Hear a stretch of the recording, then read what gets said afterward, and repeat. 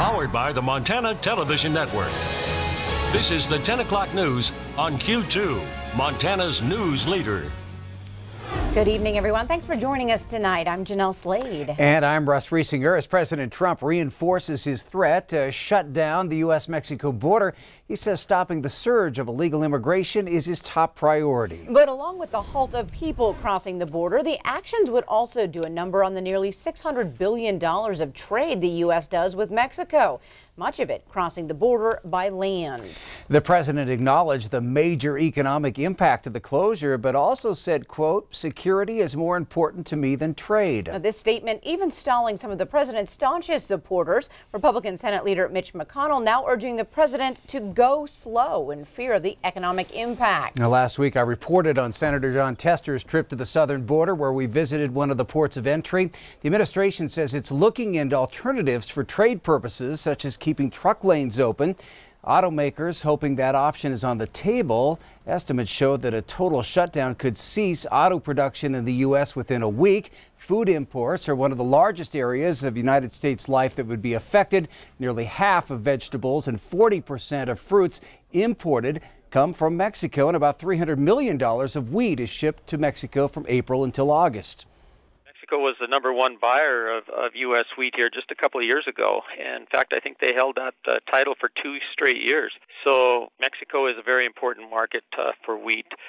For barley as well, they take in a lot of malt barley. Craft industry is big in Mexico, and they like Montana barley. I think we can find agreement and move forward in a way that makes sense for this country, securing the border while making sure that we have commerce like's happening at this port, and quite frankly, manpower coming to the country that we need, whether it's to pick vegetables or whether it's to do other jobs within our society. Along with the border shutdown, the Department of Homeland Security says it may reassign up to 2,000 Border Patrol officers to stop the influx of immigrant families from Central America.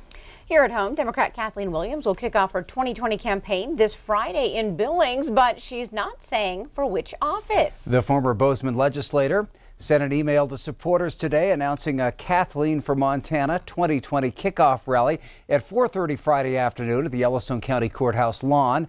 She has 3 options: the U.S. House, the U.S. Senate, or the open governor's seat. Williams lost her congressional bid in 2018 to Republican Representative Greg Gianforte, who is believed to be considering a run for governor. Incumbent Democrat Governor Steve Bullock is term limited, and additionally, U.S. Senator Steve Daines, a Republican, is up for re-election for the first time in 2020. While we don't know what seat Kathleen Williams is running for, the first Democrat to officially announce a run for Montana's lone seat in Congress in 2020 comes out of Missoula. 32-year-old Tom Winter says he's running. Winter, who just won his legislative seat last fall, says he wants to make health care a top issue. I believe deeply that health care really points to the deep inequities that we see between Montana and the rest of the country, and within Montana as well. And everyone needs access to good quality health care and good quality health insurance, and we're not seeing that. Republican Senator Al Olszewski of Kalispell says he'll make a major 2020 announcement tomorrow at noon in front of the Capitol steps in Helena. Well, some good news tonight. 2.5 weeks after a Montana Highway Patrol trooper was ambushed and shot 3 times in western Montana, Trooper Wade Palmer has regained consciousness. Montana Department of Justice spokesman John Barnes tells us that Palmer's medical status has improved and he's been moved from the University of Utah Hospital's neurological critical care unit to the neuro acute care unit. All of Palmer's interactions have been nonverbal, but he has shown recognition of certain people and commands. He is scheduled for reconstructive surgery for jaw injuries this Thursday. The last public safety mill levy that passed in Billings was 15 years ago, and over that time, the population has grown by more than 10,000 people. Last night during the city council meeting, Fire Chief Bill Rash asked for help to keep up with that growth. Based on an evaluation done by a consulting company, Chief Rash told the council the city needs 2 more stations, one on the west end and one south of King Avenue West. 2 new fire engines and 1 command vehicle. Billings Fire Department has experienced a 51% increase in calls for service since 2012. The evaluation showed the fire department's first unit response times were double the regional standard, and first alarm assignment times were also down. We were nearly twice the response time for that as well.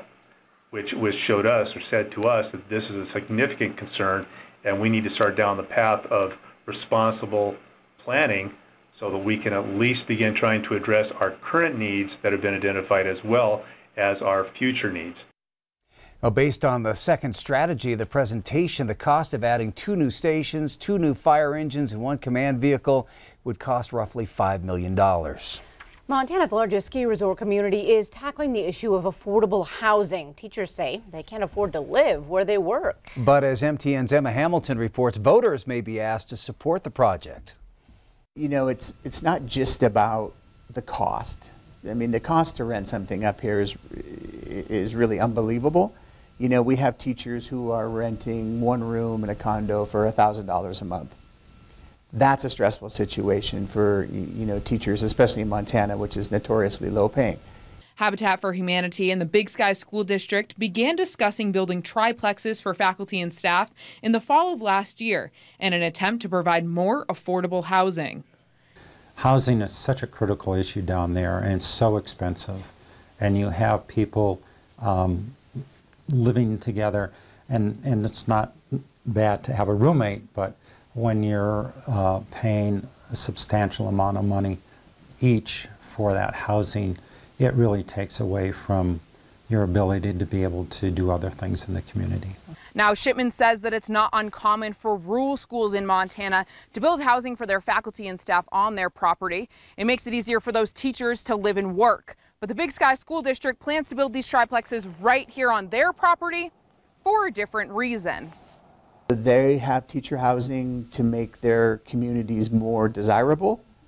We're doing this to make our community more livable. The school district and Habitat for Humanity hope to begin construction next month. The board members are thrilled to be able to kind of pioneer taking care of our own problem in the district. I mean, well, I think it's a great opportunity for the Big Sky community to pull their resources together to get behind the school and behind us in making this happen. Reporting in Big Sky, Emma Hamilton, MTN News. The school district plans to go to the voters in May to get support through a levy. Construction could start next month.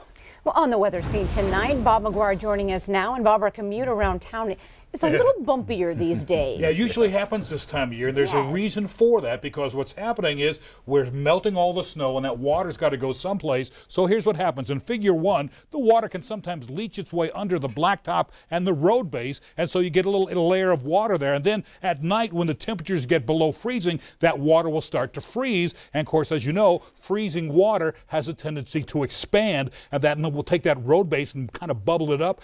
Then during the daytime hours, when the temperatures warm back up again, well, that frozen water will actually start to melt, and then when a car drives by, you'll bump into that little expanded area of blacktop, and it pokes a hole through it, and then all of a sudden it drops down into that hole where the area had been expanded by the ice water. So that's how potholes work. That's the anatomy of a pothole, and that's why we have so many. But we are looking at warmer temperatures, and we'll chat about that coming up in a few more minutes. All right, thanks so much, Bob. Coming up on tonight's 10 o'clock news, it's the $10 billion question at the Montana State Legislature. We check in on the budget battle in Helena.